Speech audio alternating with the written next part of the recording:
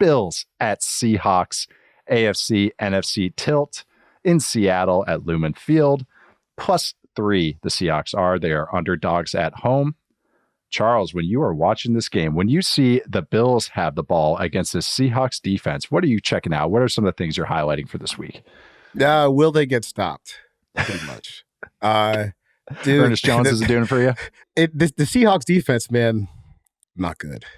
Not good. And even last week against the Falcons, like, you started digging into the numbers, basically how they performed on defense against the Falcons, even in the game where they gave up 14 points. Success rate, the Falcons had almost a 60% clip in that game. It just kind of turned into... It could have been worse. It could have been worse. But it just kind of turned into, Falcons' classic calamity towards the end of the game where they just can't hold up to the ball. But that game didn't really prove that the Seahawks defense had taken a step forward, even though they held Atlanta to only 14 points. So when you start talking about a quarterback who hasn't thrown an interception this year, the Bills don't really turn the ball over at all. They're by far first by far in turnovers per drive this year. In a world where Lamar Jackson doesn't exist, Josh Allen's probably the MVP front runner. He's playing spectacular football again. And I just don't really see how Seattle's defense has the horses to slow this down. I know they just made the trade for Ernest Jones, which is going to help out their linebacker room, but he just got here, so you're probably going to take a little bit of time to get acclimated. And it's not like you added Ray Lewis to your defense. There's still probably going to be some hiccups along the road. So I think Josh Allen plus seeing how many explosives James Cook starts hunting in the run game, because his style can be a little bit boom or bust, but when you start talking about a defense that is 26 points per drive, 30th in opposing drives, ending a touchdown, 30th in EPA based success rate, 29th in EPA per play. I mean, he's going to find his spots to make some big plays. So, man, I don't really see how Seattle gets off the field. But also, last time we said this about Buffalo, Josh Allen went 9 for 30 against the Texans. But I will say, Texans defense is a lot better than where the Seahawks are right now. I could actually do some things to make it a little hard on you. I thought you were going to drop an Aaron Curry reference for a second there. Remember that? That was one of the weirdest careers you'll ever see. Seriously. Aaron Curry. It really is. I kind of had the same thoughts on this side of the ball. I was, the Bills offense I really like, and now they got Amari Cooper, and how they used Amari was pretty, kind of how I thought. And you could see kind of the trickle down effect of having Cooper on the field and having his speed really does. They did some of the invert stuff that I've been really excited to see from them. Dalton Kincaid's on the outside, Amari Cooper's on the inside, having Amari Cooper run the deep route, open up space, Dalton Kincaid works underneath. So that was kind of cool to see from this Bills offense that really does, just always finds an answer. Sometimes it's a couple frustrating drives, but like you say, they don't really make a ton of mistakes. They had a couple drops against the Texans and stuff, but then really now it's like they just take care of business. They got a good run game. You mentioned James Cook. They got Ray Davis, who can really pound the rock in between the tackles too. They use Jumbo a good amount, which I think is going to be interesting here. They're easily first in rate and easily first in combined success rate and explosive play rate. So that's another thing. Like, the Seahawks don't want to put their linebackers on the field, and the Bills are going to go like, okay, well, let's see if you all right, we're going to trot out linemen and tight ends and probably Amari Cooper or Khalil Shakir is our other guy. All right, see what you do. This Bills offense I think is good. Seahawks defense is just finding itself. Like we do this. We need McDonald take a minute. You've talked about it several times, and I always thought it's a great point talking about the Dolphins game with the Ravens a couple of years ago. Like it's a pretty complex defense in the sense that they run a lot and that he's so hyper specific. It's going to just take time for these guys to gel. Ernest Jones is a nice fit. They needed an upgrade there. He's a good blitzer, so that'll be good for them too. Having Byron Murphy back was huge. Talented player, their first round pick from Texas, defensive tackle. Did a little on-off stats, which I know the nerds love when you use on-off stats. So the Byron Murphy, when he's on the field, the Seahawks only allow 4.3 yards per play. When he's off the field, they allow over 5 yards a play, 5.2. That's a big difference when it's 1 yard of play. It's so massive. Him being on the field and playing and healthy is huge for the Seahawks team. And, he's a talented player and they need some juice on the interior there. Other thing I'd say, watch for some Josh Allen scrambling. Seahawks, a little iffy against QB scrambles. 25th in EPA allowed QB scrambles because all the funkiness they do. eyes are not at the QB.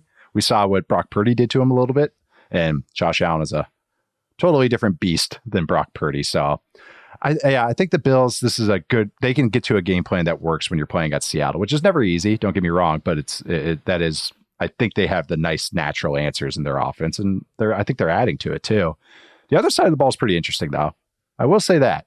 So when you're watching Seahawks offense against the Bills defense, what are you checking out? No DK Metcalf, I believe. Right. And, we got a little Jake Bobo action. Good player. So I don't know. I'm curious what to say about Bobo. But when you're watching this side of the ball, Charles, what are you checking out?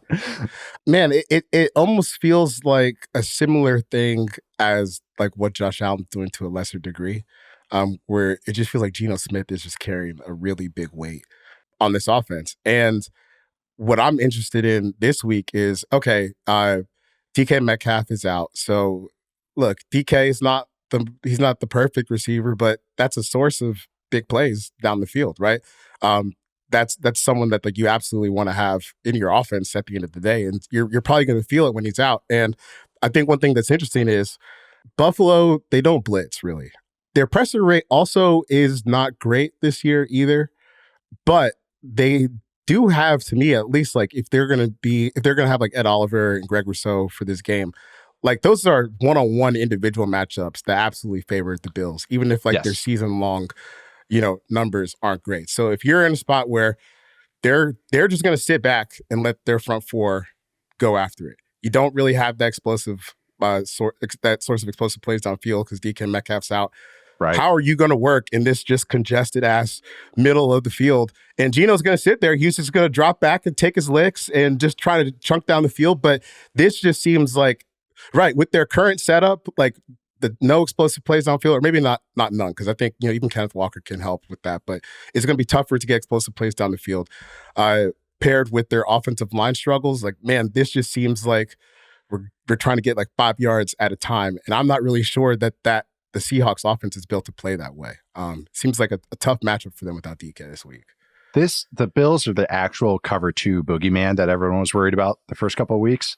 And how you beat that is you beat them over the top or you punch them in the face through the run game. See, I don't know who's doing that in Seattle. That like you said, Kenneth Walker is probably going to create a couple of explosive plays. He'll have that, but you have to be consistent. And that's more and be more methodical, especially what's going to happen on the other side of the ball. Like you don't want to have quick drives and go 3 and out, and then you just give it to the Bills, and then they're running. Oh, there's a big play. Oh, wow, we just got the ball back 8 minutes later. This is a true for the Seahawks. It's complementary football, which I know is just such an old coach adage, but it's true in the NFL, especially in games like this. I will say, and this is one of the coolest things I think that has gone on with the Seahawks and Ryan Grubb. They do a bunch of empty stuff. That's letting Geno go to work. I'm sure you're going to see a ton of that. But they're one of the best teams at adjusting in the second half. One of the best units. They're 26th in offensive success rate in the first half. They're 3rd in offensive success rate in the second half and overtime. Only behind the Rams and Chiefs and right above the 49ers. Who coached those teams? You got McVay, Andy Reid, and Kyle Shanahan. 3 really good coaches. And then all of a sudden there's this offense up there as well. The Bengals, I think, are 5th. And what's interesting, though, the Bills are the exact same on their defense. First half, 25th in success rate. Second half, 1st in defensive success rate. So you have 2 of the best adjusting teams in the NFL.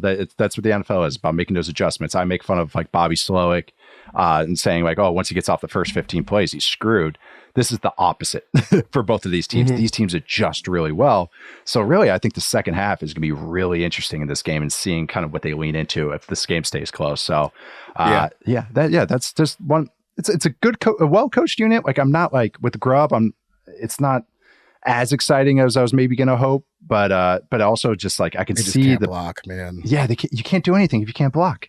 It just doesn't matter how good your receivers are. That was the understated thing with the Washington team last year, or where Grubb came from, was that the offensive line won the Joe Moore Award as the best offensive line in the league or in college. They had a 1st-round pick at left tackle, a 2nd-round pick at right tackle, or 3rd, Rosengarten, whatever he went. Yeah.